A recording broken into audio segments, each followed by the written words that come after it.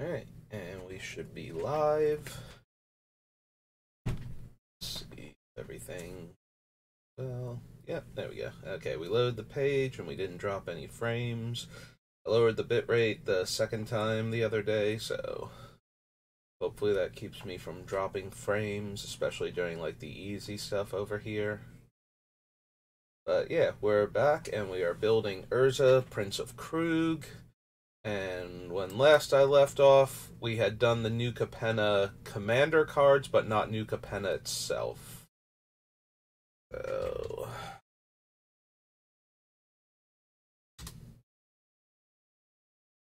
go to the other New Capenna. There we go. Yeah, we're almost caught up on the premiere sets, I think they're called. The things that go into standard before they go into anything else. I'm just going to check, and when I click on this... So, I had a capture window separate for the Word document, but I noticed that in addition to the Word document popping up, like, where it was supposed to, it would also come up and cover the Gatherer screen anyway. So, since I had to adjust my capture window yesterday for Magic Arena to do the midweek Magic, since I was going to do it anyway, I might as well stream it. Or at least that was the plan. But funny thing happened there. I figured that I would just leave the Word one off, because if I come down here and I click on it on OBS, then you get this little box down here, but it's still up here, so that's kind of unnecessary. Yeah, this is the newer version of OBS. I hadn't downloaded it on my old system, old setup. So when I started doing stuff on the new one, it just kind of did this, so Now that I know that it's doing it, we'll just leave the other one off, and I know that it'll still show the Word document when I pull it up, so that's fine at least. It does mean that's capturing the whole window, though, so if I roll over something I didn't want to have pop up on the screen, it will, so that's a little annoying, but... Because I would prefer if it was just the window and not, like, down here where it's got, like, my whole, taskbar or whatever. Yeah, the Windows options. But anyway, so yeah, I recorded the Kaldheim bot draft because Midweek Magic was a limited thing this week, and I noticed it, so might as well use it to make content. And it was me and my brother. Well, I'm drafting, he's running commentary behind me whenever he has something, but as we're doing it, apparently I was capturing, like, I saw the window capture over here, and it had Arena up on it, so I'm just super focused on the actual draft, even though there's, like, no time limit. And then after I've built the deck, I glance over, and it's still on the store, where I clicked on the store to see what was in the daily deals, and that's where it was stuck on. So I don't know why that happened, but I did manage to get it up and running before the actual draft. Like, first game of the draft, I realized it was happening, managed to get the game up on the screen in the slightly smaller frame, like the way I had Gatherer originally. And once I had done that, I was able to fix it for, like, game 2. But that was weird and interesting. Also, to the person that left a comment on how I messed up on that particular video, I'd like to thank you for actually watching the video, because I have enough time logged on the video for somebody who've watched it all the way through. So thank you for not only watching it, but also for taking the time to leave a comment. Not even, like, it's one of those, haha, you kind of messed up there comments, but the way YouTube works and its algorithms, like, that's better than somebody going, oh, that was an okay video, but never actually writing that in the comment section. Like, I have one video where I have a, like, if I get any sort of feedback on my videos, it's usually a comment, a like. One of my videos has one downvote on it, and at first when I saw that, it's like, this is my very first downvote, and I'm like, huh. And no comment, so I don't know what exactly they didn't like about the video. But then I thought about it, it's like, downvotes are still engagement for the YouTube algorithm, right? And I'm talking to my brother's like, oh yeah, no, that's great. Like, you would rather have a downvote than actual nothing. Like, people hate watching your videos, like, actively watching them because they annoy them and they want to see how bad you are and watch you fail. Is way better than people just kind of like, oh yeah, it's another draft, I'm just gonna not even bother. So yeah, engagement helps a lot, especially since I am still new at this. I think I've been doing it close to 6 months now. I think we're getting close to the 6-month mark. I feel like I started in June of last year. So, that would put us at roughly 6 months since I started. So, but now I have my new setup, and I can actually see comments if anybody wants to, come in and chat while I'm drafting now. I did order the thing once we figured out why I couldn't capture my tablet, despite all my best efforts. So we ordered a replacement for the micro USB to HDMI cable, because that seems to be where the disconnect is. Because we got the rest of the setup to work properly with my brother's laptop, so that it would capture his screen on my screen. So that's the part that was not working. All of the other parts function. So if we can get one of those that works, I'm hoping it could have arrived as early as like 2 days ago. It can still be, quote, on time if it arrives by the weekend, but I'm hoping it comes today. Because I've been wanting to add Opera Omnia to my streams for a while now, and I definitely want to do Missing Link when it comes out. But, like, I'm still going to do Magic stuff.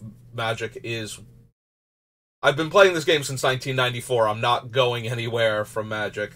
Unless Wizards keeps going on the trajectory it's going, in which case, I'll still be here with Magic probably, but it will be a lot less it might have to be less the focal point and more something that I just love and enjoy talking about, because, oh my god, have they been messing up lately. Like, alright, no more rants. I've already ranted plenty about the open gaming license and D&D and all of that, and there are dozens upon dozens of other people that are very focused on D&D right now and have been for a while, that have larger viewerships, that have been talking about it. So let's just pop over here and start picking out cards for Urza before I sidetrack myself with another rant. Like, that was a reasonable update on what I've been doing and everything. So where I'm at right now with everything, and, plugging my other video, which you can see over on YouTube. It's also SBR_BLD. It's my call time draft. You can watch, you can listen to it at first, and then eventually you can watch it. You turn it on. The games are actually all on there from the first game all the way through. You can watch me struggle against an Isuka's Chariot in Limited, because that's always good times. I actually wrecked the Isuka's Chariot. It was their other stuff that, once I dealt with the Isuka's Chariot fairly quickly and efficiently, if I'm being honest. Like, I think that was the most unimpressive Isuka's Chariot ever. It's like, I'm gonna slam Isuka's Chariot, but that's okay, I'm ramping. Your 2 tokens are dead now, and you have no other tokens, so I guess you have a bad Raiders Carve? Like, they had Raiders Carve, and they were just crewing that instead of the Chariot, because it was just, Chariot had become a worse Raiders Carve at that point. I mean, it cost me a card, but with the lands they were getting off of the top, that's basically drawing cards, so. But yeah, you can see the whole thing. I don't think I beat that deck, but I did a lot better than you would think to an opponent playing, like, turn 4 Isuka's Chariot in Limited.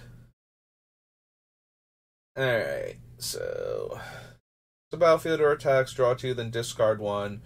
Or if you discard a card, creature get minus X power. X is the number of different mana values. Non-creature spell, its controller gets 2 treasure tokens. There's a little bit of merit to a card like this. It is so much easier to leave up 1 mana than 2 or 3. And non-creature spell covers a lot of ground. Like, we are most vulnerable to various wrath effects, and there's only like 3 or 4 creatures, I want to say, that are actual wraths. You know, like you cast them and they wind up killing basically everything on the table. Now, granted, we do have a lot of little creatures. If you can kill Urza, things like Massacre Worm and Demon of Dark Schemes and like the red one. I think there's a couple red ones that deal pyroclasm damage to everything. Like those start becoming wrath effects also against our board. But for the most part, you need something like the Angel that comes in and kills every tapped creature, or there's a couple others in that vein where they come into play. The Dragon that comes into play and kills everything is like Deathbringer Tyrant or something. So yeah, there are a couple of creatures that can wrath our board, but most of the things that are going to really mess us up are going to be instants and sorceries. And maybe an artifact or 2. Probably not enchantments either, but, you know. Yeah, alright, I'm talking myself into it. So, an offer you can't refuse.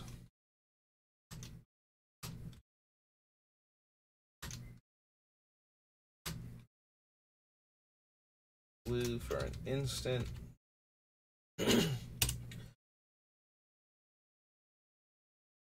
Yeah, the 2 treasures is not nothing, but if you're not countering a spell in like the first 4 turns of the game, and if you have to counter something that badly, it's probably one of those, I just won the game super early because my combo came together. So, having a 1 mana way to interact with that is not terrible. That doesn't cost like an extra card or something, because, you know, we're going to be running like Force of Will and probably Force of Negation also.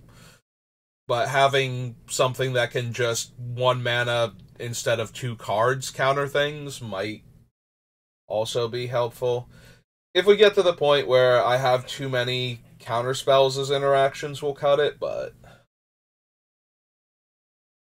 yeah, I don't think we need the arcs, but I've kind of rolled through some of these pretty quickly, but yeah, don't have citizens, don't care about that. All these are like more good draft cards or filler than anything that I would be considering, so Joint, Regulator, Cement Shoes, Chrome Cat, not really. So Crowbar's a tiny bit interesting. So Living Weapon cards that actually make a token that survives, because Batterskull wouldn't work since it's a 0/0, and unless we have an Anthem effect going on that would affect the Germ token, which most of our things don't. So the token copy we create isn't going to be an equipment. It's going to be a creature. Well, it's going to be an equipment, but you can't equip it because it's a creature also, and it doesn't have reconfigure. It has equip. So, but if we target it, but then we can't use the activate ability. It's not. It has to be attached in order to sacrifice the crowbar. Okay. So I was more interested in this one. I was thinking we could create a disenchant effect from it, but since it won't be able to become attached, we can never sacrifice it to destroy anything, so yeah, we're right back to not being good enough. Hey. I don't think we need depopulate. Rather just run an actual Wrath. Well, not an it is an actual Wrath. I would rather run a Wrath that doesn't have like a card draw clause built in on it to undo some of the damage that you do when you Wrath. Like, if you don't have Wrath of God in your white deck and you have to run a depopulate or something, that's fine, but when we have access to everything, we should be playing the better Wrath and depopulate is, even if you're a multicolored deck and you want to be able to draw the card off of casting your Wrath, the fact that you give the other players at the table probably a card back as well undercuts it a bit. So let's see. 1/1 counter, flying, first strike, lifelink, or vigilance. And then, so top 7 get a small thing and put the... Yeah, I don't think Resplendent's gonna make it. Street Artist. Yeah, not what we're doing. Even the score is, like, okay, but I'm not running any of the other Draw X cards, so... This one can be really good if you have opponents that are drawing tons of cards, especially if they're tapping out to do it, since this is an instant. Even if they're tapping out on somebody else's turn to do it, the other control decks that, you know, want to draw a ton of cards, like, now you can spend X and draw X cards also, and you don't have to, since you don't have to spend the triple blue, you can actually draw cards equal to the amount of mana you have, or you can leave up the blue for, like, the counterspell while drawing several cards. So that one's not terrible if that's the kind of opponents you're going to be playing against, but it's still not... If I didn't want any of the other 3 mana and X draw X cards, I don't think I want this one either. 2 fishy tokens. Expendable Lackey, no. Value 2 or less, no. Handles a reprint. Put it to owner's hand, no. Other angel enters the battlefield with +1/+1 counter for each angel you control. I don't think we have many, if any, angels on this list.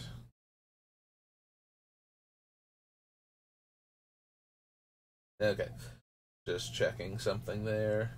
Watching my Yeti mic.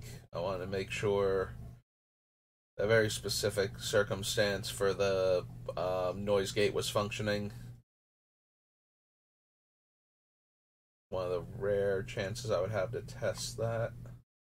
It's good to know it is working, so. Arms, minus automaton. Yeah, I don't think we have many, if any, angels in the deck. So...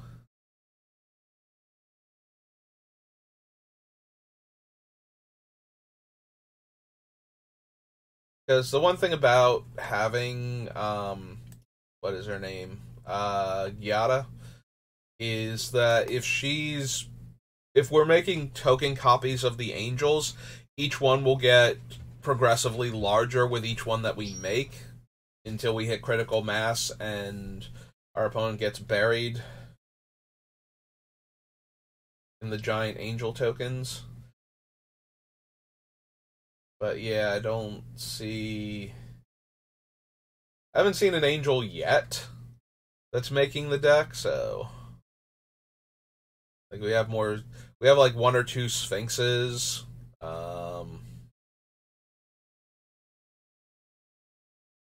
But I don't see any angels at all. Okay. So yeah, let's just pop back down to New Capenna then. I don't think we need Giada. Halo Fountain. White tap. Untap a tapped creature you control, make a citizen. 2 white tap, untap 2 tapped creatures, draw a card. And the 15 tapped creatures to win the game. I mean, we're certainly capable of winning a game with the Halo Fountain, but when we're doing that, we have probably won the game anyway. Like, if we have 15 creatures that we're attacking with, because that's the most likely way we tap them all, then the Halo Fountain would already, like, we would already be winning the game regardless of that, most likely. You know, unless we're attacking into a Settle the Wreckage or something. So... And the making a 1/1 citizen token isn't doing much for us. So it's really that middle ability. And I don't know that we need that. I think I'd be better off with the artifact that just taps the last draw card if we made a token this turn. Would probably be better. Okay, look, Overseer. Can't run the Triomes. I don't think we need Ledger Shredder. Luxoria's a legendary permanent, so that's less appealing.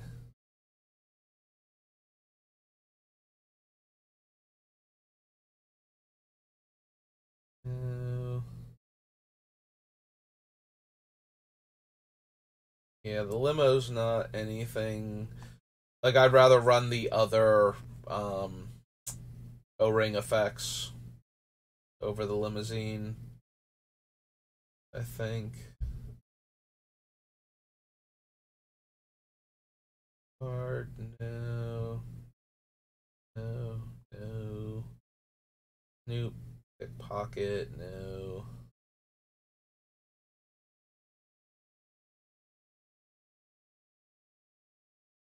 I think we need Public Enemy. Quick Draw Dagger. Back with one or more creatures, make that many citizens. 10 or more creatures, we get to cast the card for free. So Rabble Rousing is okay. I don't even think I forget if Rabble Rousing is even in my wrist deck. I know I pulled it out with the intent on putting it in there. I forget if it even actually made it into that deck, and that deck is like way more go wide token focused than even this deck is. So as I'm looking at Rabble Rousing, I'm like, would we even need that? I feel like that's a card I put on the list and it winds up getting cut. I guess not.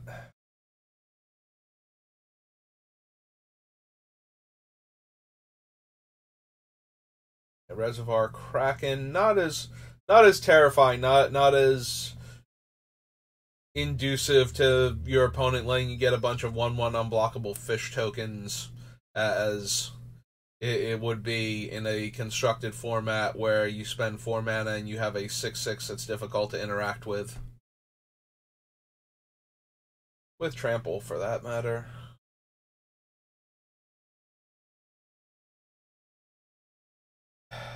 Rumor Gatherer is okay when we're making token creatures. We do have to get to the part where either we can cast a creature and activate Urza in the same turn, or get Urza's activation down first and foremost in order to draw cards off of her. And that feels like I'm coming back to the artifact that lets me tap it to draw a card if I had things enter. Huh, we looked at New Capenna's commander cards and we didn't put Benny on the list, right? Because Benny is also in, what's his name? Riss. For obvious reasons.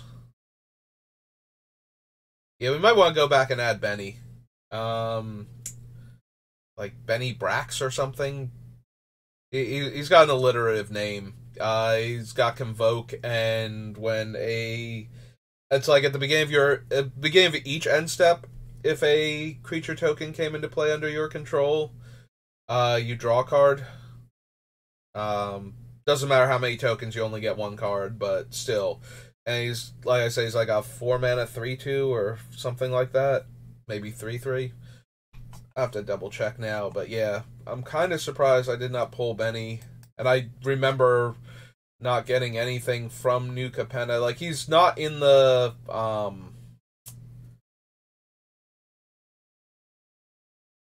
actual decks. He's one of the like the secondary set, you know, like the Wedding Ring and the Goshintai and whatnot, the They're considered part of the commander set, but you can only get them from like set boosters and collector boosters.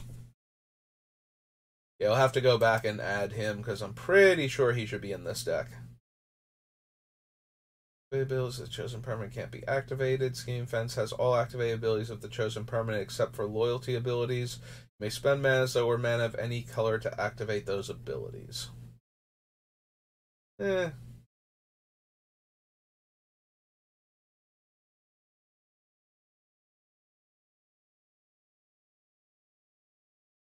He's...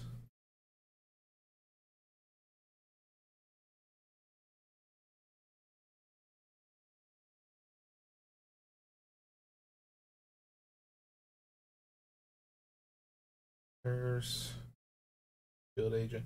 I'm actually kind of curious with Undercover Operative how that works if you make a copy of him. So, if you copy a creature you control, the Undercover Operative comes into play with a shield counter on it. Is that a copyable thing? Like, if another creature...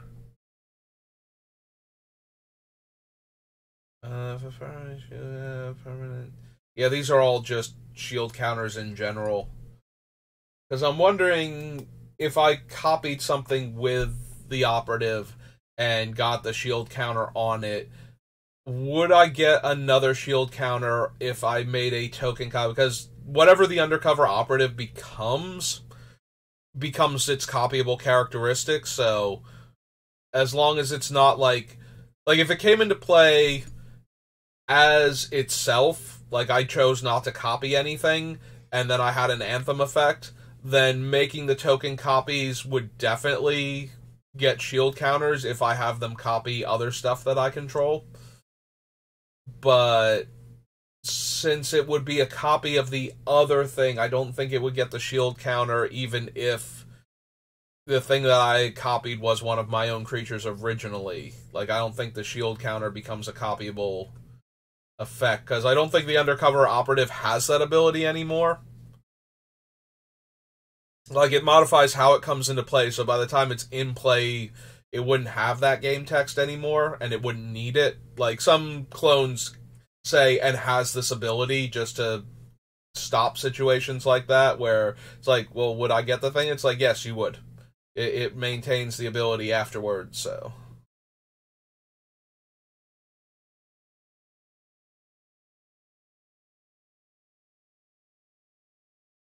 wiretapping is okay. Not anything too important, though. Similarly to the rabble rousing, I don't think I actually need it for anything. Like, I'm not running Honden of Seeing Wind, so I don't think I need wiretapping, which is, for the most part, a slightly better Seeing Wind, so...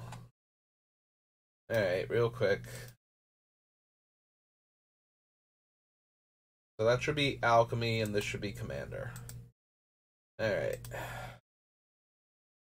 Hop on over and see... Yeah, I must have just, like, glossed over. There he is, Benny Brax. Convoke. At the beginning of each end step, if you created a token this turn, draw a card.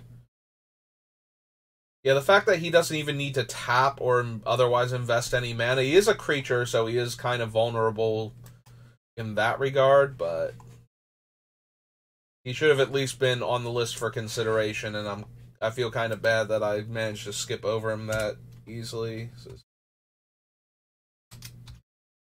Rex. Is it just comma zoologist? Yeah.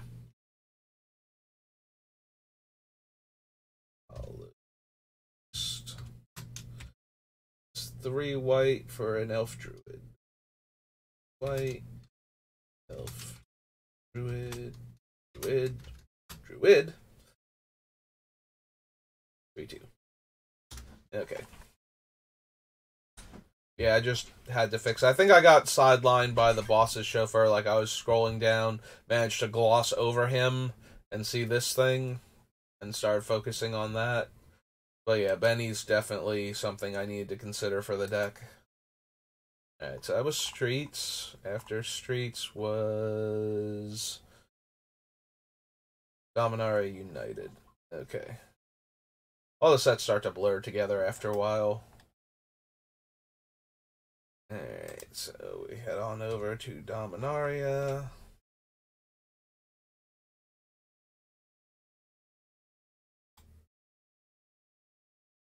No? Dominaria United. There we go. You did it. Good job. Job, Gather. I'm proud of you.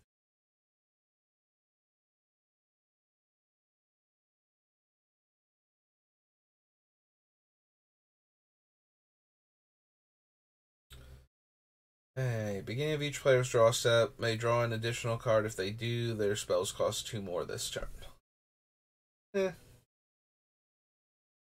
Card Waste, Aether Chandler.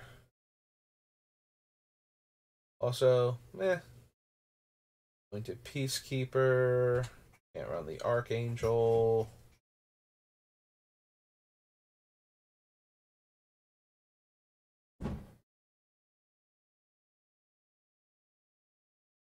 I'm looking at Peacekeeper, but I still don't quite think so.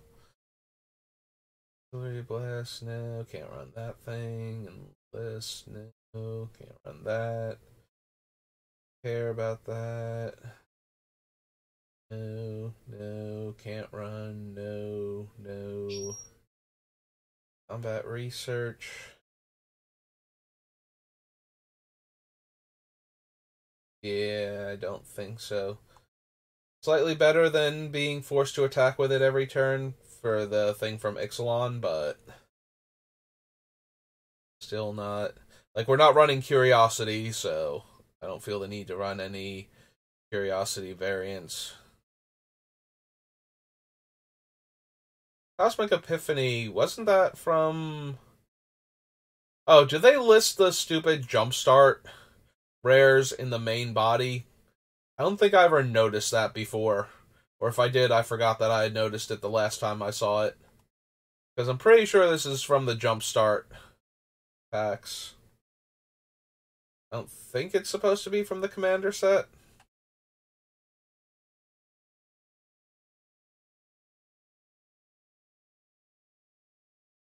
And if it was, it would be under the Dominaria United Commander set too. So yeah, that's gotta be from Jumpstart then.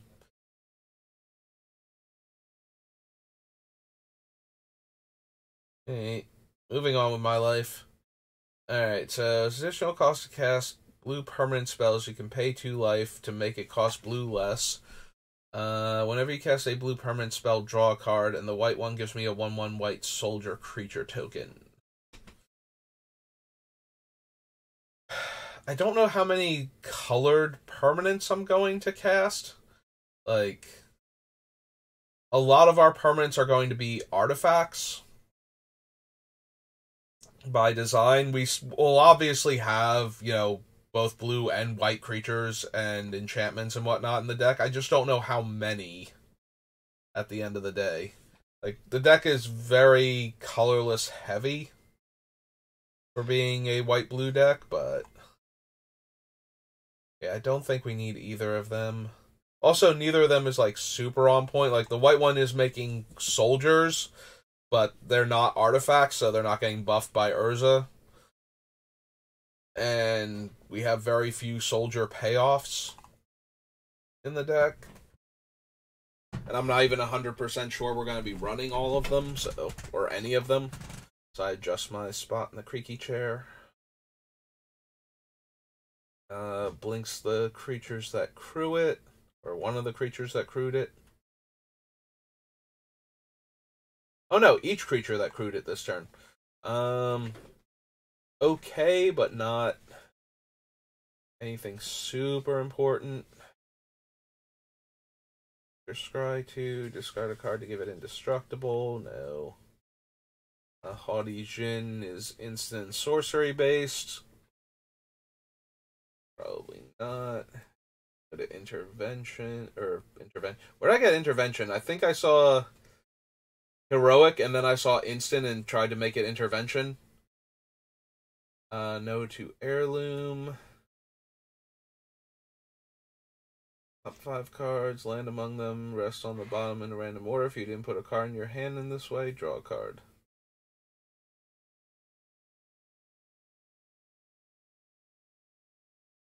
Codex, join forces, can't run those two. Alright, Karn makes a Power Stone, which is a fine thing for this deck. To look at the top X and put one in our hand, and gives my artifacts the ability tap to ping. Also, they don't have to be whatchamacallit. It doesn't matter if they have summoning sickness or not. It's tap an untapped artifact you control to have the emblem deal a point of damage, not artifacts you control have tap deal a point of damage. The way I worded it before is incorrect compared to what it's actually doing. So I suppose I want to consider him at least. Like, we should have enough artifacts, like, to the point where the Power Stone is worth considering. And then the rest of him is just upside after that. Like, I was just talking about how many colorless spells I think the deck has in it. So, he starts at 4. Okay. So I think we want to consider him at least. Enters tap. Players can't pay life to cast spells or to activate abilities that aren't mana abilities. X tap, exile Silex, destroy each non-land permanent with mana value X or less. I don't believe we need that. Song of Night and Day. Micromancer, don't think so. Gate, Espionage, Mercenary, or Pixie.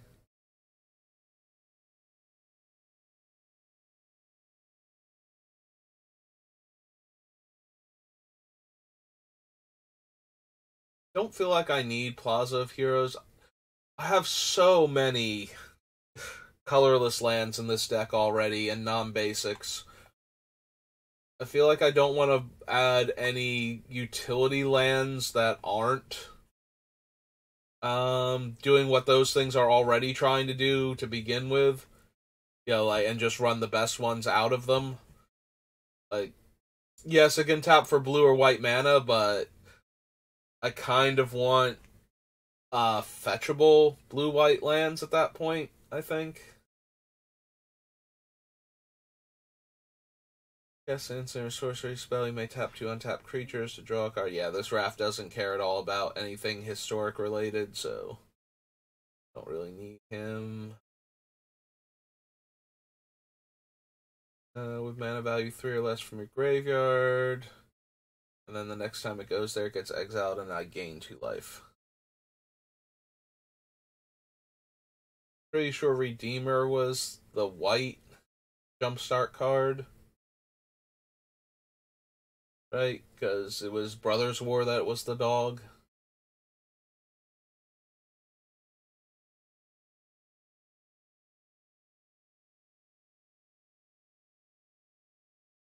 Damage to a player, reveal the top X cards of your library, where X is the number of basic land types among lands you control. Separates those cards into 2 piles, 1 in your hand, 1 in your graveyard.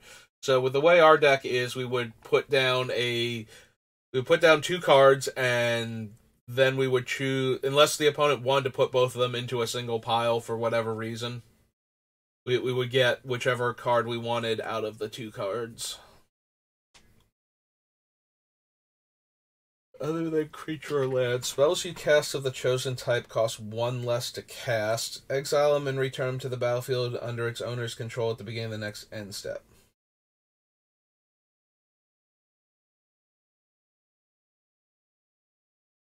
So we could name artifacts with him, and he would make our artifacts cheaper. So basically we replace the colorless on the Vedalken from Alara, from Shards of Alara, with a white, and we get +1 power and the ability to choose other card types if we wanted to, and the ability to blink him. I guess I consider that then, although the Vedalken is itself an artifact, which will be relevant, so it's not that much of a strict upgrade. It is Starn, right? Starn? No, it's Sten. Who's Starn, then? The name sounded correct at first, which makes me wonder... Paranoid Partisan.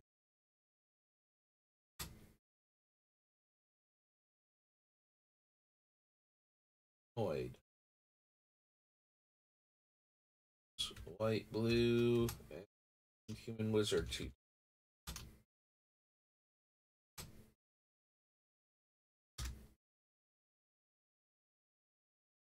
Marsh, Field, Lookout, temporary lockdown now. In fact, temporary, well, depending on what we copy, temporary lockdown could be terrible for us. Facings of Zalfir now. Portal. Lotus. 1/1 soldier token.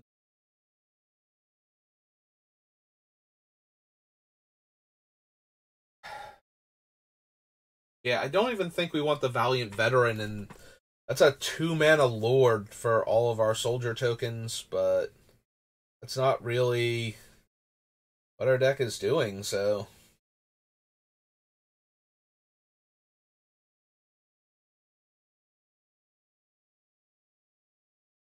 Duplimancy, we're not really targeting our own stuff with our spells, so...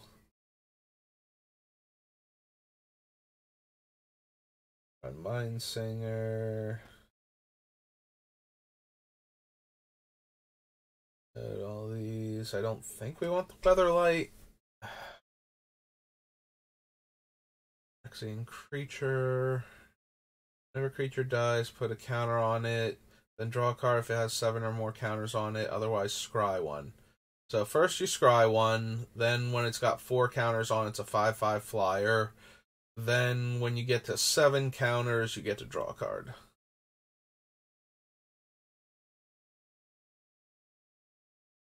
Okay, don't see anything else from this set. Back here, and we go for Dominar United. I mean, I suppose it'd be weird to have the 5 cards as their own separate thing, but at the same time, it feels weird to have them be considered part of the actual set.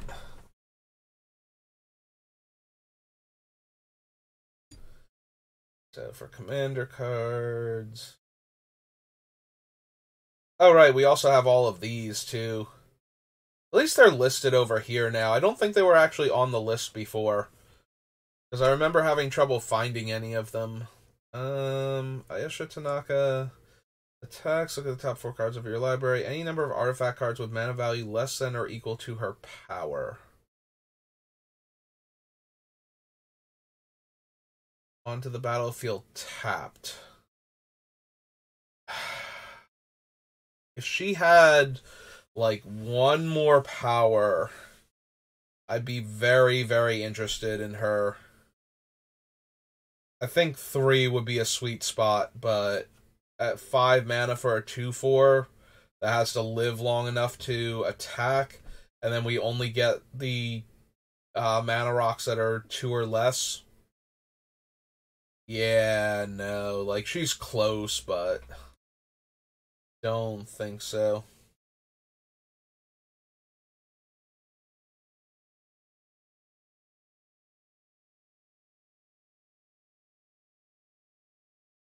Oh, right. These ones had a bunch of, like, the actual commander decks were very legendary creature focused.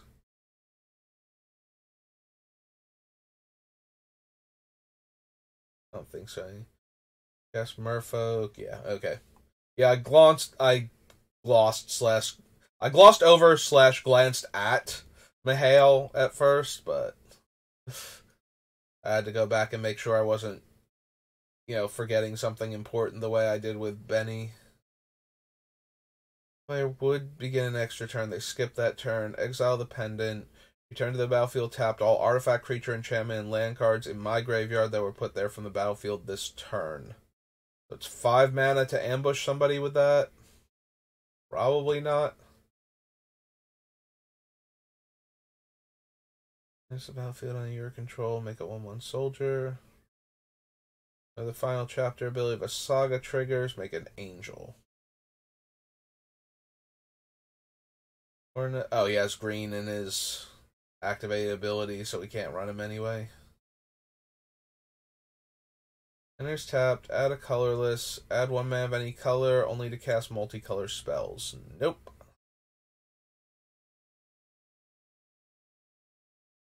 This Rasputin enters the battlefield, put a dream counter on it for each opponent you have. Each opponent makes a 1/1 red goblin token. Move 1 or more dream counters to add that much colorless. Move a dream counter from Rasputin, make a 2/2 white knight with pro red. Nope. Of all legendary creatures I control. Kind of redundant when Urza doesn't tap, and I'm not really running a ton of legendaries to begin with, and I'm not super interested in adding more. Every cast a multicolor spell, create a tap power stone, triple X tap. Look at the top X cards of your library, put 2 of them into your hand and the rest on the bottom in a random order. I don't think so. Another legendary source that's not a commander. Yep, nope. Untap that land, tap target non-land permanent opponent controls. Nope. Dies for each non-token creature you control that died this turn, make a 2/2 black zombie. No.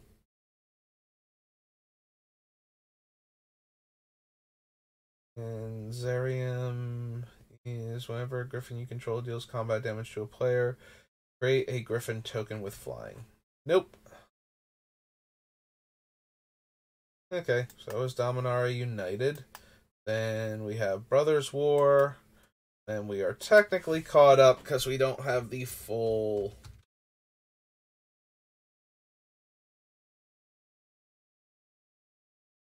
Oh, is it the Brothers War? Is that why it's being all... Yep. Oh, the Brothers War. Alright, we're down in the Commander section. Let's do the Commander section first. I think we were... Were we still down in the Commander section? No, I scrolled back up. Oh well, too late now. Already clicked on it.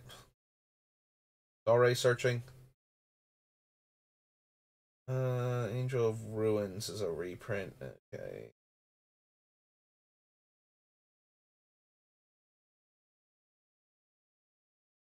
Guardian. A reprint? Oh, probably from the whatchamacallit decks. Yeah, that's gonna be Strixhaven, I believe. Courier. Site Engineer.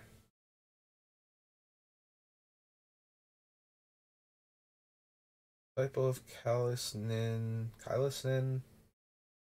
Enters the battlefield. Starting with you, each player chooses up to 5 permanents they control. All permanents other than Disciple that weren't chosen this way phase out. Permanents can't phase in. Meh. Ethereum Sculptor. That was the Vedalken I was thinking of before. Plus X+0, X is the highest mana value among artifacts you control.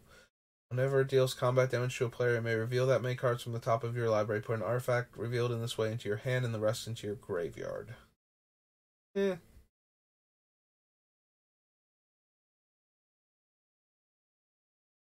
With 6 1/1 counters on it. Remove a counter, put a flying counter on another creature. Remove a counter from another creature you control, put a 1/1 counter on it. There's the idol. That's the thing that makes the token, or that draws a card when we make the tokens, rather. Idol Torque. Wheel is from the other artifact-centric Machine God's Effigy. Enters the battlefield as a copy of any creature on the battlefield except it's an artifact and has tap add blue.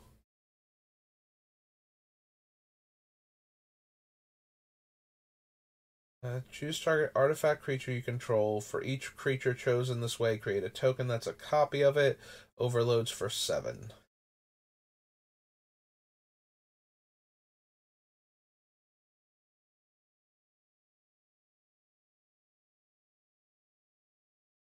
Mycosynth. Machine. Redeem.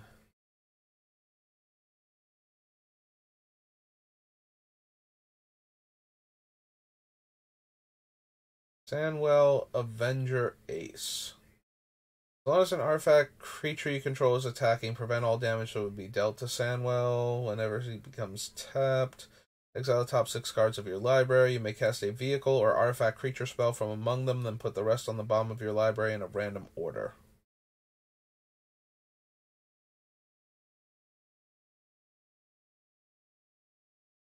Brawler from your graveyard. Choose target creature. Put 4/1/1 counters. A flying counter, vigilance, trample, and lifelink counter on that creature as a sorcery. Battle New Horizons on the battlefield with a 1/1 counter on it. Remove a counter from a permanent you control. Search your library for a plains card and reveal it. If an opponent controls more lands than you, put that card onto the battlefield tapped. If you don't put that card on the battlefield tapped, put it in your hand.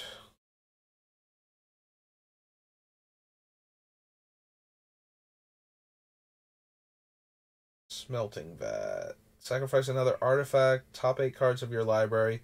Put 2 non-creature artifact cards with total mana value less than or equal to the sacrificed artifact's mana value from among them onto the battlefield and the rest on the bottom of your library in a random order.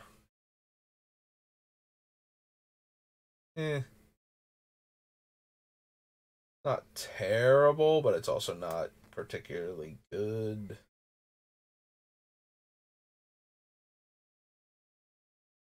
Creature gets +X+X. X is a number of 4. Yeah, no. No, that one does not work. Taunos has black in his activation, so we can't run him.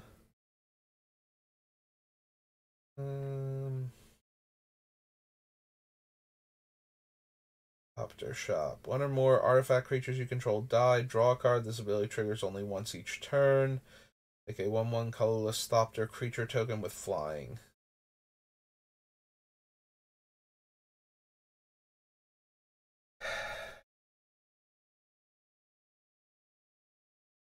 So, 3 mana for an artifact, and every time one of my creatures, basically almost all of my creatures dying would trigger this, but only once each turn, and it makes 1/1 flyers.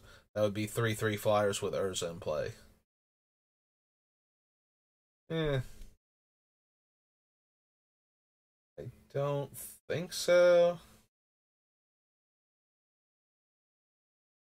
Is that different artwork for Traxos?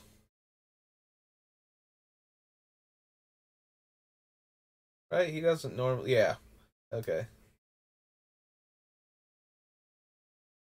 Didn't think he normally looked like that. Eh. Search. Hey, Unbreakable Formation, Urza's Ruinous Blast, Urza's Workshop.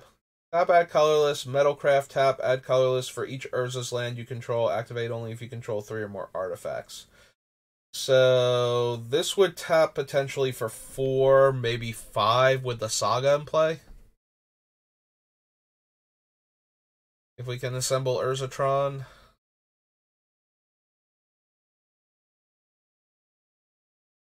I suppose I'm adding it to the list regardless, and then we'll figure it out from there.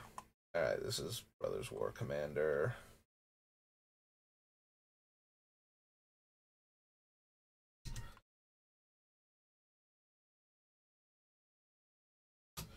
This was Workshop. Yeah.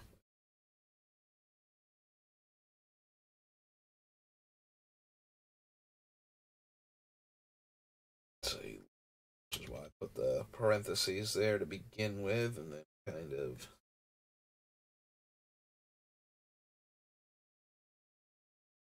But end button is not, like end line button to jump to the end is not where I'm used to it being on this keyboard. I don't think. I feel like it would have been where the insert button is.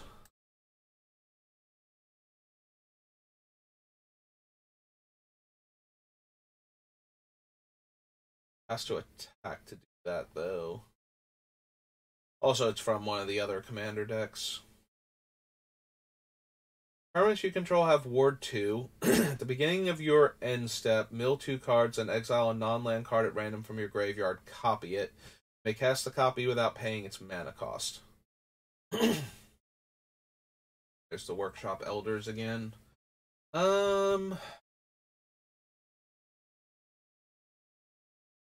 Yeah, I don't really care for Wondrous Crucible. Like, it's okay, but I'm not gonna have room for it. And I feel like it'll mill too many cards if I just throw it in the deck. Alright, so the Brothers' War.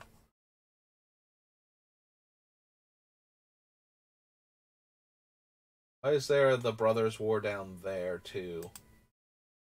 Really curious. We'll check and see what that is later. I'm guessing there's an alchemy set, but I feel like there was enough room to have the word alchemy start to show up there, so it's kind of throwing me that it didn't.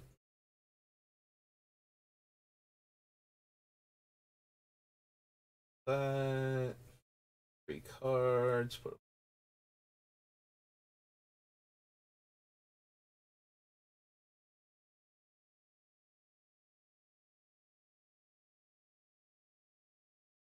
copies would be 3 3s, and I'll be able to cast an instant or sorcery with mana value 3 or less.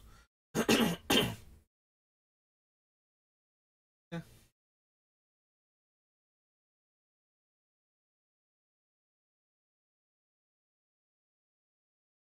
See, I feel like this Artificer's Dragon... Oh, no, wait, we are in the main set now, right.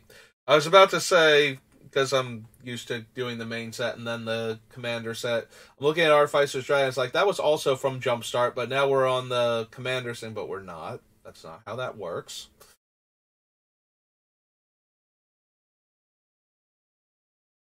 Assembly Worker and Prototype. Good for limited, not what I need. Can't those things.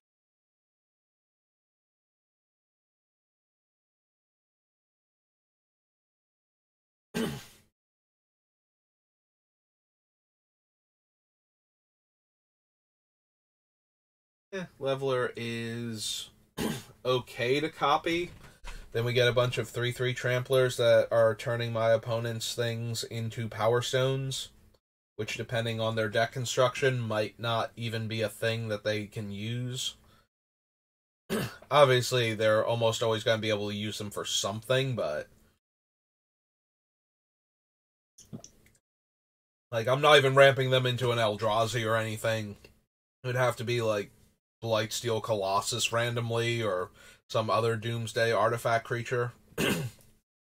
Or I suppose a good Doomsday artifact. You know, maybe the opponent also has Spine of Ishtar and can do cool things with it, but...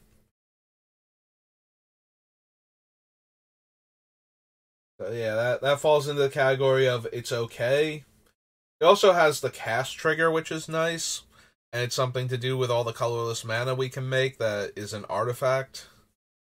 I guess I'm in for it. Like, it being a cast trigger helps a lot, if I'm being honest. That was always one of the main reasons why Ulamog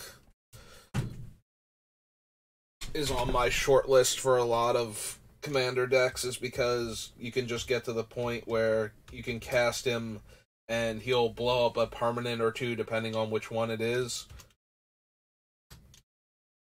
8 mana. Is it a Juggernaut? Like, what is this Cityscape Leveler creature type? No, it's just a construct.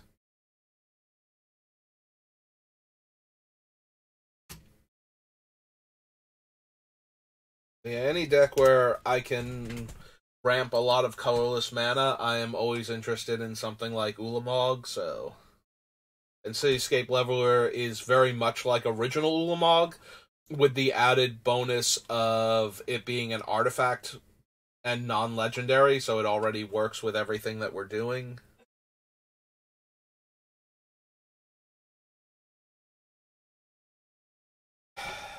Do I want Combat Thresher at all?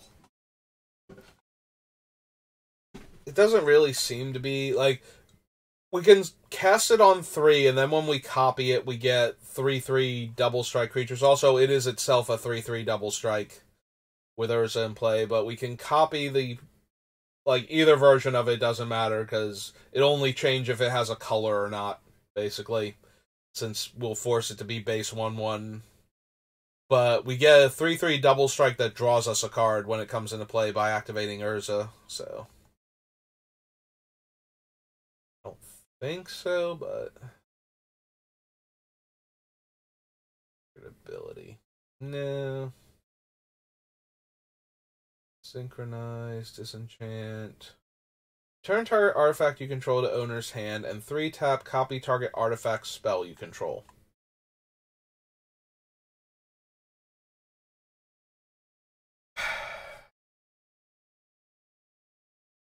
So, Drafna requires us to have the 3 mana to activate him when we cast the spell, as opposed to being able to activate it in target. Since he can only copy artifact spells, like, he can only copy things that Urza would be able to copy with his activated ability anyway. And since he taps to do it, we can't even... If we have enough mana, we can't even cast a bunch of cheap artifacts in the same turn and make copies of them the way we could with, like, Mirror Works or something. He's naturally more expensive than Mirror Works to activate, too. And we can get him down to 1 in tap to do that. Potentially with Training Ground or cloning Heartstones, but yeah, I don't think so. He's definitely okay and he's on theme, but we have so many other cards that are doing similar things to what he's doing, including our commander. I think we're just gonna pass on that. Archaeologist, no. Knowledge, no. Top 5 cards, reveal any number of artifact cards and put among them and put them in our hand, and the rest on the bottom of the library in a random order. We have a lot of artifacts in our deck, including some lands that I intend to run, but that's still... I don't really like cards like this. Like, I've also never been a fan of, I think it's like Summon the Gatewatch or something, where you look at, like, the top X card. You look at a set number of cards off the top of your deck, and then you put any number of Planeswalkers from among them into play. And I have a Super Friends deck, and I still don't run that card. Like, I just feel like it's like 7 mana, I think, to cast. And if you whiff on that, it hurts so bad. Or even if you only get, like, you know, one decent Planeswalker that isn't actually winning you the game right now, that's usually still... for that mana investment, absolutely terrible. Now, granted, this thing is only 3, so it hurts a lot less, but if you manage to miss with this card, that's just such a terrible play. And while it shouldn't miss that often in this deck, it's also not guaranteed to hit. Like, we're going to have... If we have a 40-card deck, we only have 1, 2, 3, 4... I want to say somewhere between 4 and 6 artifact lands. I think it's 4. It's the white one, the blue one, the white-blue one, and the Darksteel one. I think those are the only artifact lands we have that we could be running, so... So yeah, we only have those 4, so the other 36 lands in the deck are going to be non-artifacts, and yeah. So just that, we have roughly a third of the deck is a miss, and we only get to look at 5 cards, so even if everything else was an artifact, we still are only likely to hit 2 cards. And at that point, you know, I'd almost rather cast Divination and guarantee that I get the 2 cards than cast a spell that will probably get me 2 cards and will occasionally get me like 3, maybe 4. Getting 5 cards is highly unlikely unless you can stack your deck with artifacts, and we don't have anything that does that. And I don't think there is. Like, I'm thinking of cards like Goblin Recruiter, but for artifacts, and there isn't. Actually, I suppose there's one card that lets you put a bunch of dead artifacts on top of your deck. It's like it's a white artifact version of the black spell Footbottom Feast that puts creatures on top of your deck and lets you draw a card, which is itself a name shifted. I think it's just a plane shifted because it references Footbottom, which is from Lorwyn. I think there was definitely one from like Mirage era. I forget if it drew you the card next upkeep, and that's why we got Footbottom Feast, or if it was they just wanted one that matched the plane a bit more, and the card wasn't powerful enough that creating another version of it was like relevant to anything really.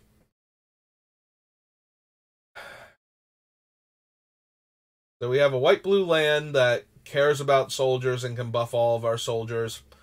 And yeah, I still don't think I want that either. End of your end step, create a tap Power Stone token. And then it has 6, draw a card, put a 1/1 counter on Geology Enthusiast. So it's a 5 mana 2/5 that makes a Power Stone every turn. No. It is, like, the idea of getting a free Power Stone is nice. But I almost feel like I might want something like this guy more than that, and I don't even know if I want the Prospector. Like, we're not running Firebomb and we can't run Warplow, so we pop down here to the Prospector, who has the ability to create a Power Stone for every creature we already have, which, considering our ability to make creatures, might be a huge number. The problem is that if we can make creatures that efficiently, we probably don't need the Power Stones anymore, so maybe not.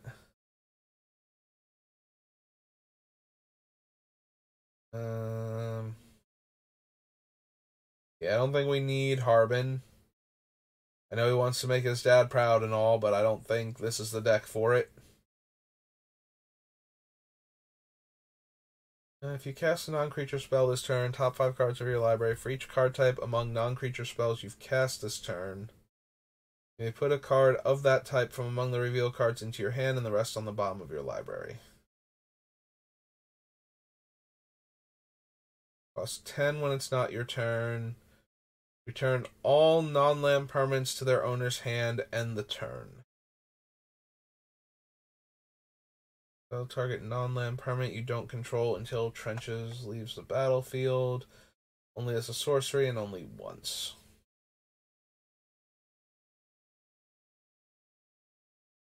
Colors Construct token, 1/1 counter on a creature I control and double strike until end of turn. Planes and put it into my hand, gain 2 life, scry 2. Top 7 cards of my library, put up to X artifact and or creature cards with mana value 3 or less from among them onto the battlefield. Put the rest on the bottom of your library in any order. No. No, no, no, no.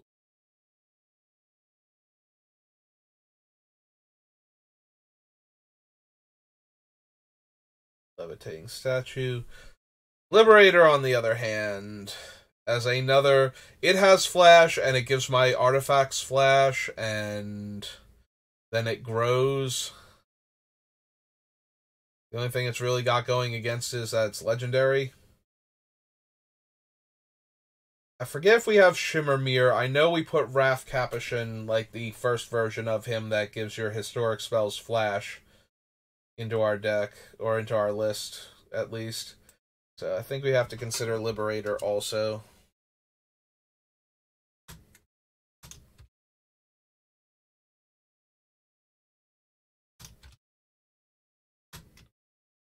Liberator is a 3-mana 1/2 flyer. Also, Battlethopter is apparently 1 word, not 2.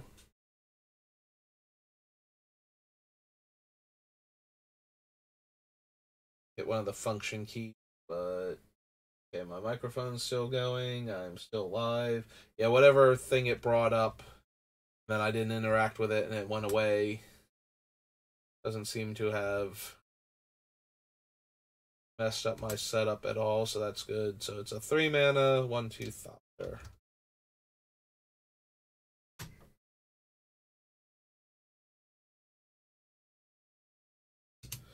Okay.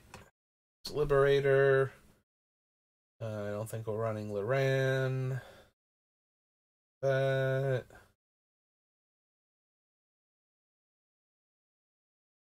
nope. Mightstone.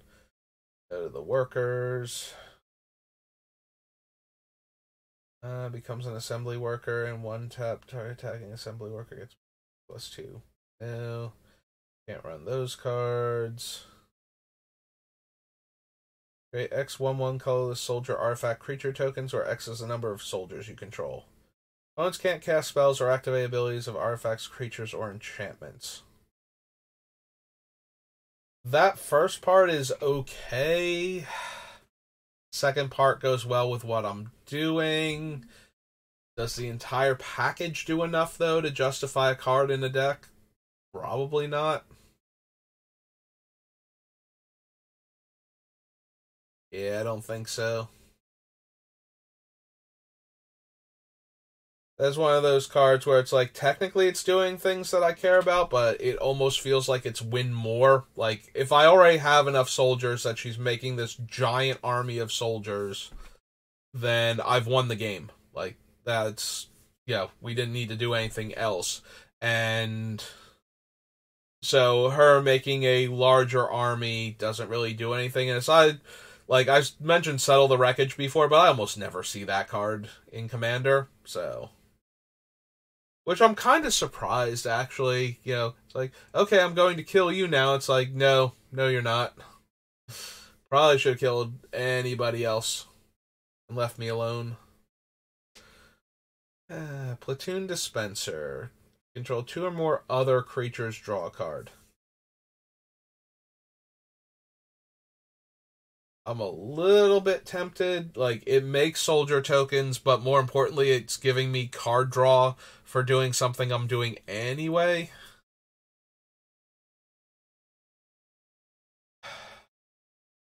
Also, the portal to Phyrexia, I'm not gonna lie, so since it's not legendary itself, just being able to, and even if it was, being able to spend 6 mana and make everybody else sacrifice 3 creatures seems pretty okay against a lot of decks. But, yeah. From a graveyard onto the battlefield under your control, and it's a Phyrexian. I might actually be able to make room for Portal to Phyrexia. I don't know if I want Platoon Dispenser or not. Because Portal is another really good use for all of the mana that my deck is capable of making. And is an amazing target for Urza to stop opponents from doing anything relevant to me through creatures. So.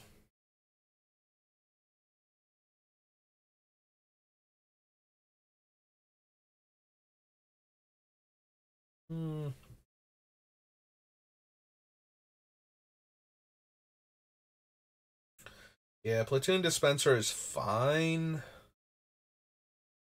Is why I keep staring at it as though I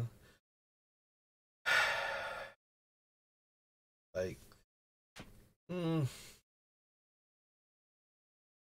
is one of those ones I could probably just put it on the list and then leave it for there and then come back to it later. But I feel like I'm gonna wind up cutting it because I just don't have room.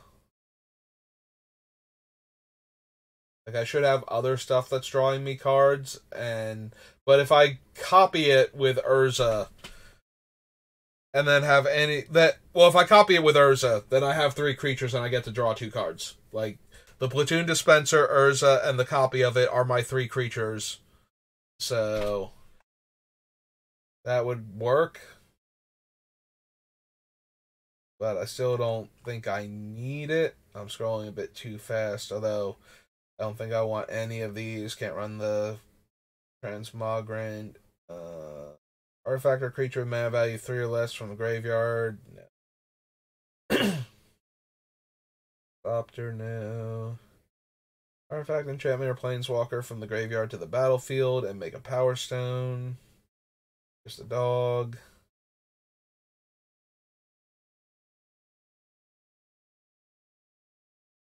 No.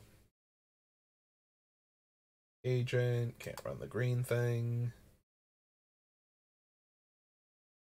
Array, Scrapwork Cohort. Scrapwork Cohort is one of those ones that works super well with Urza in limited, like Prince of Krug. Like, that is one of the ideal things to copy. Is I'm just gonna keep making 2 3/3s every turn for 6 mana, and that should kill you pretty quickly. Don't have enough non-token soldiers for the Siege Veteran, so... And we're not running, what's the one? The one from, Battle for Zendikar, or Zendikar Resurgent. Luminarch Aspirant, I think. The 2-mana version that puts 1/1 counters on your creatures.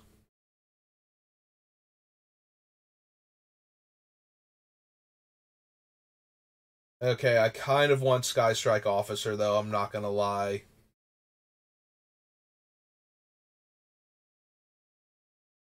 Like, that just seems really...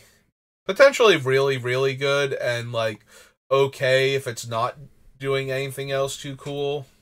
In much the same way, I'm considering running the one guy, because he can tap my untapped soldiers to exile stuff. Being able to tap a handful of untapped soldiers to draw a card seems like an okay use of my mana. Like, the 3 mana initial investment for this guy. Especially since, like, the Catapult Master, the other soldiers... In fact, none of the soldiers involved in this have to be past Summoning 6, so... What was his actual name again? Skystrike Officer? Yeah. Skystrike Officer. There we go. It's 2 and a blue. For a huge soldier.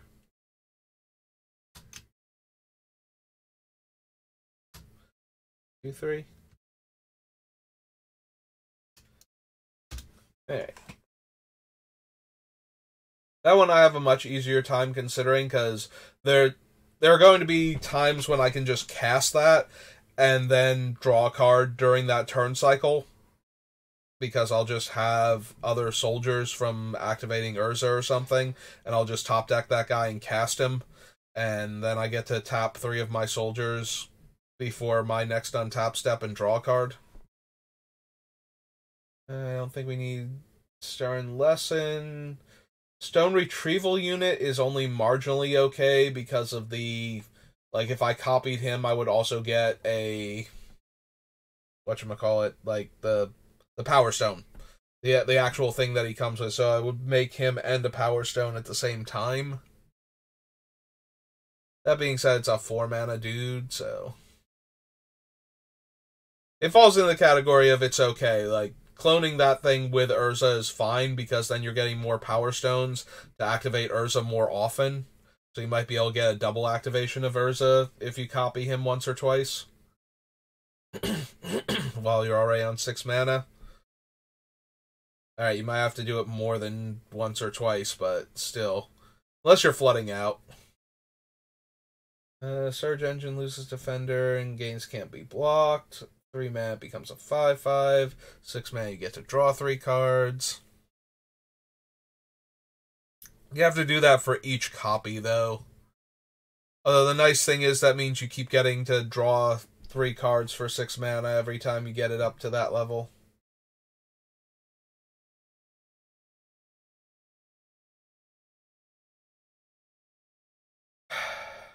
Symmetry Matrix, because all of my soldier tokens are 1/1s that become 3/3s.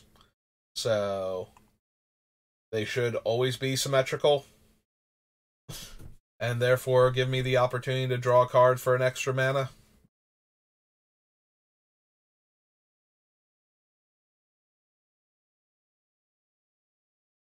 I'm going to assume that I don't need that, but it's not the worst option. There are a lot of good options for the deck that aren't great, so...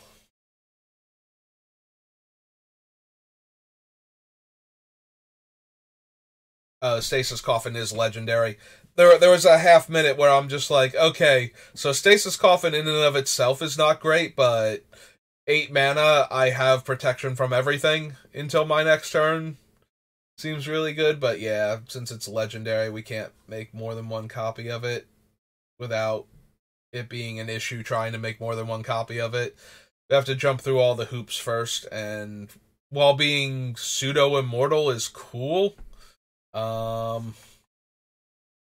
the coffins themselves will eventually, like, one of them will wind up getting killed, and then I won't have one in play anymore, is what's going to happen, even if I jump through all of the hoops, so...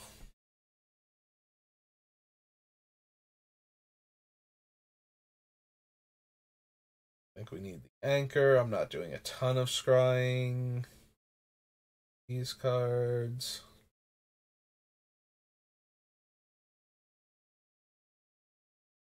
Yeah, Spider's not terrible, but it's also not great.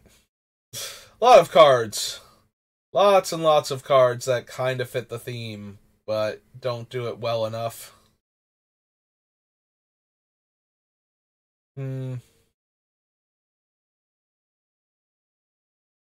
Let's see. Artifact, instant, and sorcery spells cost 1 less.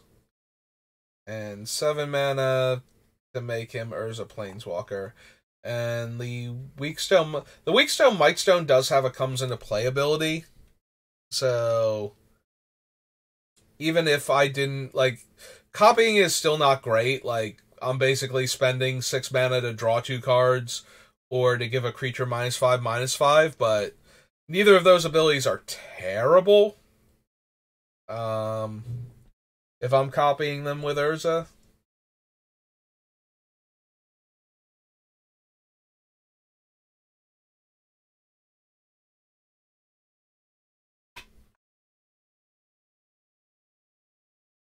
Real quick. So, Lord Protector is 3 mana.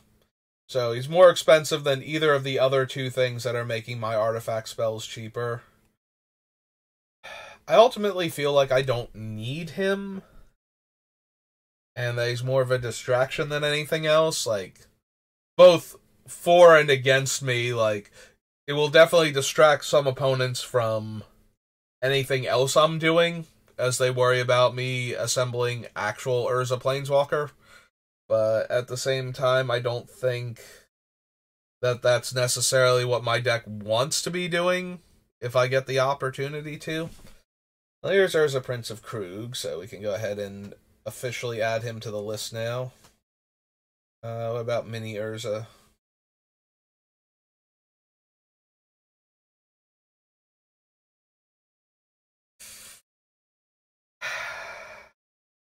I mean, we should have artifacts to discard to him.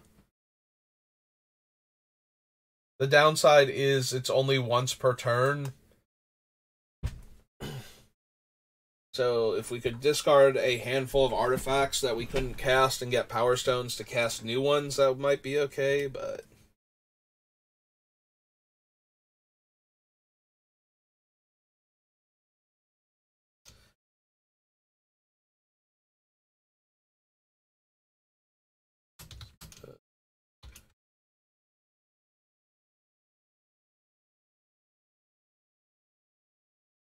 Four mana? Yeah.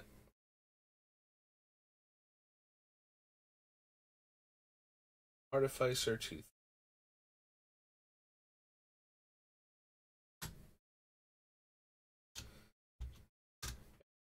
Urza, Prince of Krug on the list finally. Is Silex. Chooses 6 lands they control, destroy all other permanents as a sorcery.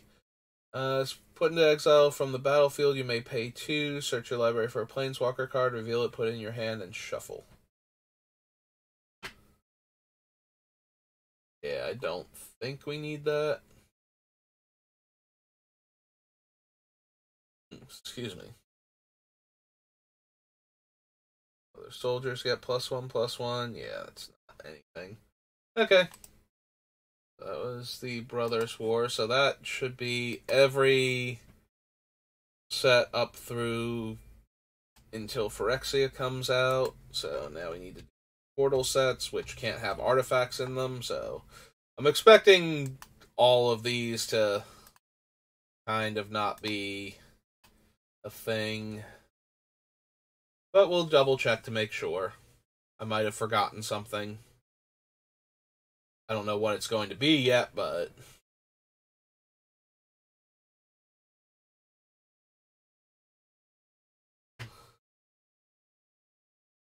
destroy all lands. Cards equal difference. Red card, 3 life for each creature attacking you. Creatures.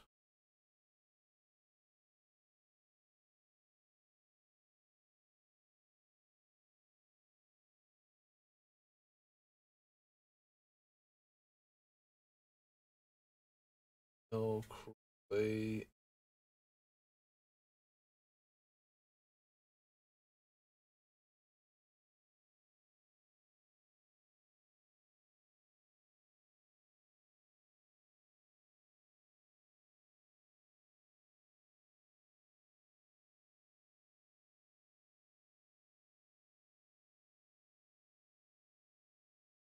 Up.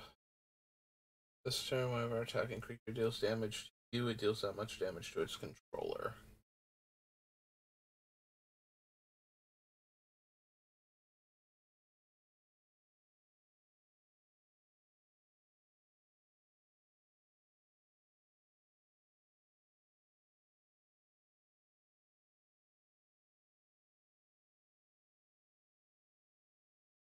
Yeah, not very many sorcery cards I desperately need in this deck. Weirdly enough, the best cards to tutor for are probably other tutors like Fabricate at that point, so that way I can get something, more relevant into my hand, especially an artifact.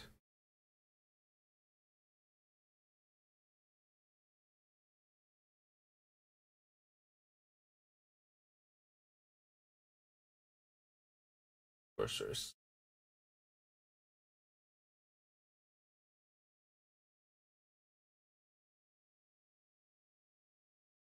Yeah, I wasn't really expecting anything, and I am being rewarded with exactly what I thought I would get. Nothing.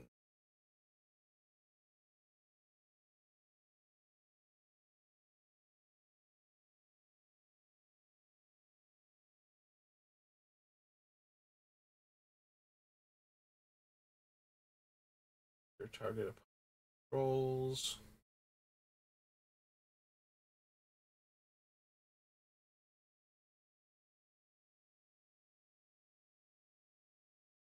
Two plus O, gain life, tapped creature, turn flying.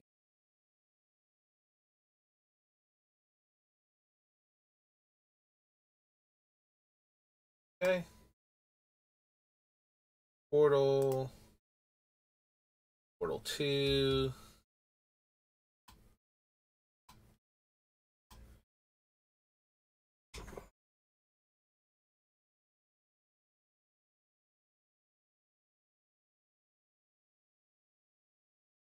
Creature, vigilance, reach. It's 2+2. Blocks a creature, destroy it in the zealot. Deck. 3 life. Flying. Or defender. Damage to any target. Vigilance. Destroy all lands. No. No.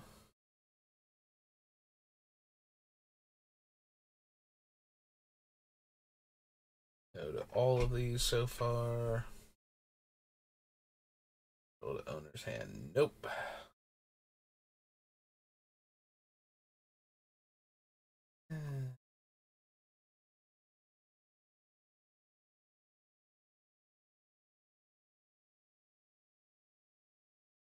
Full of broken.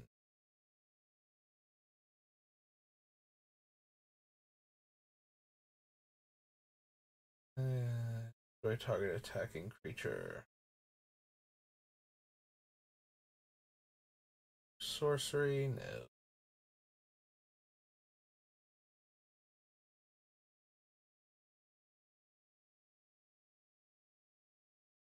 Cards like Piracy used to be so much better when there was a thing like when there were things like Mana Burn still in Magic. They've kind of stopped working entirely now. Like, I can tap your lands for mana. Well, so can I, and I'm gonna do that real quick. That'll be a lesson to you. Haha. Gain 2 life for each creature destroyed this way.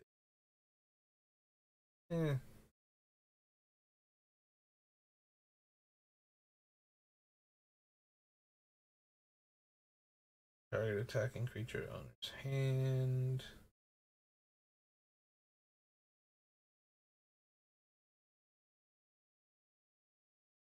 Ooh. Sea Drake. Screeching Drake. Sleight of hand. Destroy target tapped creature only before attackers are declared. No.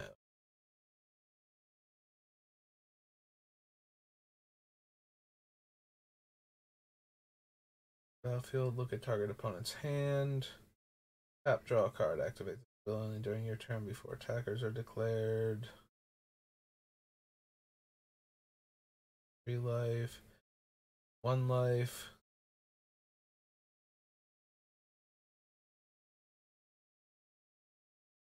Manipulation. Yeah, I don't think this is the deck for that. I mean, technically all blue decks are decks for temporal manipulation, with very few exceptions, but I don't feel like doing I'm just because at that point, then I want to put in Time Warp and Capture Jing Zhao, and then put in a blue creature that I can turn into an artifact that can get back a sorcery, and then I can just take infinite turns. And then why am I not playing Nin? Like, I can do different infinite combos with Urza. There's no reason I have to specifically do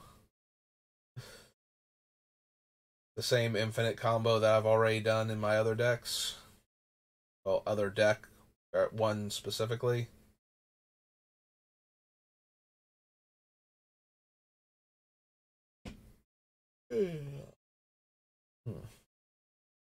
Alright, so that's that portal set.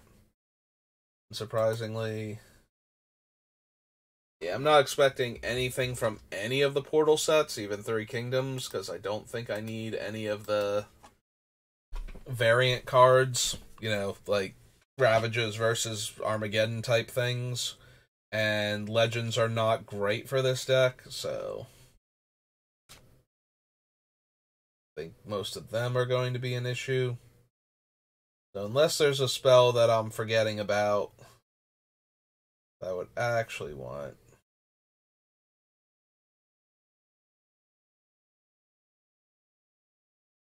Card.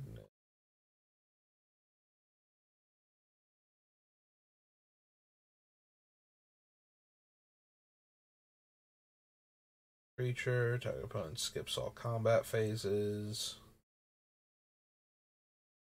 Creatures and lands target opponent controls don't untap during their next untap step. No. Turn a creature from the graveyard to the battlefield. No. Library. Put into a graveyard from the battlefield, shuffle it into your library. Destroy all tapped creatures. It can't be blocked by more than one creature. Anthem effect. 2 damage to target attacking creature. Only during the declare attacker step and only if you've been attacked this turn. First hand.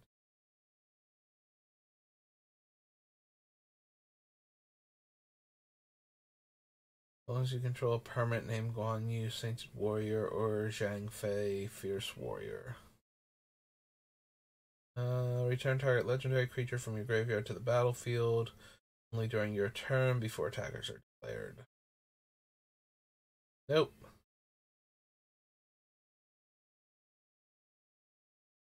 Draw a card. No.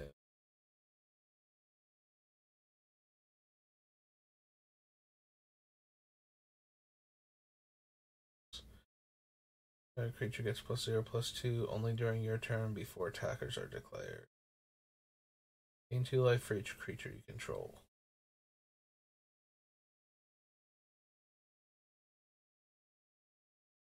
Creature spell. Lands. Untap all creatures you control. Player 7 island. +3/+3 and horsemanship until end of turn. Alright, sorcery from your graveyard to your hand.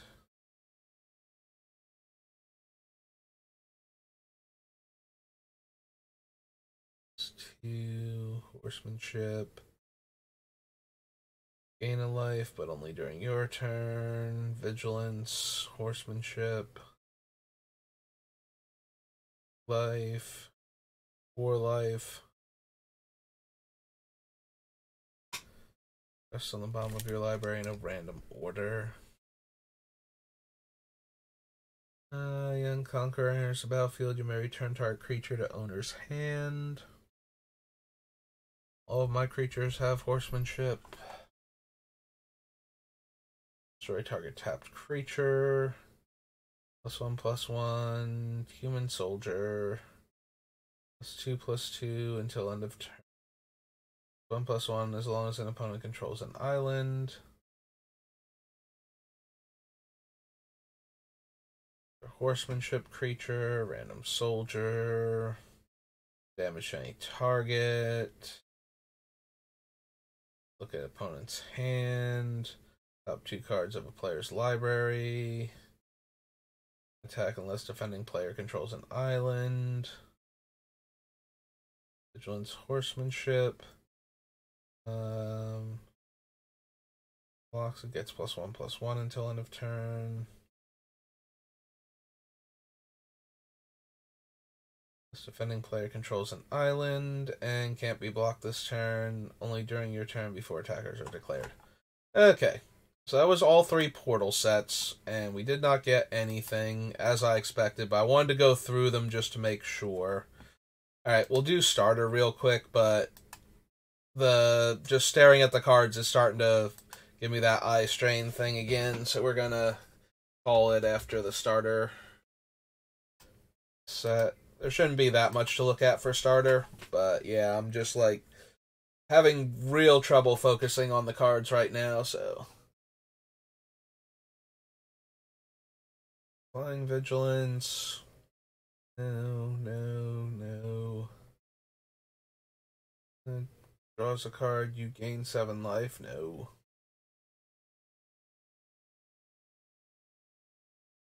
Creatures, charge Paladin, Denizen. Life. False Peace.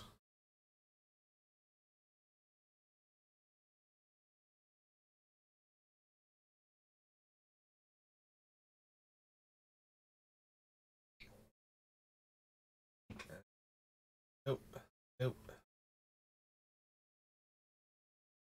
Piracy. Transfer, ransack, relearn, remove soul. Righteous charge. Fury, still not doing anything for me.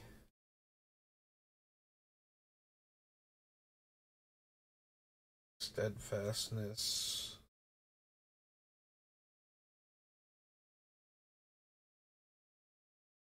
Time ebb, time warp.